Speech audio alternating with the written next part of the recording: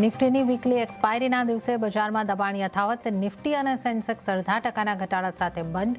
Bank નિફ્ટીમાં પણ જોવા મળી વેચવાલી. મિડ કેપ ઇન્ડેક્સમાં પણ રહ્યું દબાણ. દેશમાં વિદેશી રોકાણને પ્રોત્સાહન આપવા માટે સરકાર એફડીઆઈ નિયમોમાં આપી શકે છે છૂટ. સૂત્રો પ્રમાણે સબસિડરી માટે ફરીથી મંજૂરીની જરૂર નાબૂદ થઈ શકે. નિયમમાં ફેરફાર માટે કેબિનેટ નોટ તૈયાર.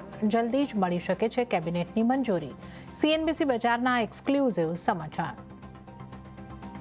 સ્થાનિક ડિફેન્સ કંપનીઓને મોટું બૂસ્ટ. રક્ષા મંત્રાલયે 405 સ્વદેશી વસ્તુઓની છઠ્ઠી લિસ્ટ કરી જાહેર. BEL, HL, Bharat Dynamics, Garden Reach, મિશ્ર ધાતુની વસ્તુઓ સામેલ.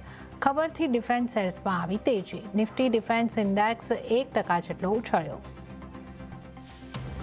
ગુજરાત ગેસે સીએનજીના ભાવમાં કર્યો વધારો. કિલોએ ભાવ ₹3.75 વધાર્યા. સીએનજી ભાવ 88.76 પર પહોંચ્યો. જંતર મંતર પર વિદ્યાર્થીઓના પ્રદર્શનના મામલામાં સુપ્રીમ કોર્ટ કરશે કમિટીનું ગઠન. હાઈકોર્ટના પૂર્વ ચીફ જસ્ટિસ અને ડાયરેક્ટર જનરલ પદથી રિટાયર. સીબીઆઈ અને પોલીસના અધિકારીઓ થશે સામેલ. સુપ્રીમ કોર્ટને ભલામણ સોંપશે કમિટી. અને સરકારના કડક નિર્દેશ બાદ પણ કેબ એગ્રીગેટર્સ એપ્સ ઉપર એડવાન્સ ટીપનો ઓપ્શન યથાવત. થોડા દિવસ પહેલા સરકારે એડવાન્સ ટીપ અને એડ ઓન પર લગાવી હતી રોક.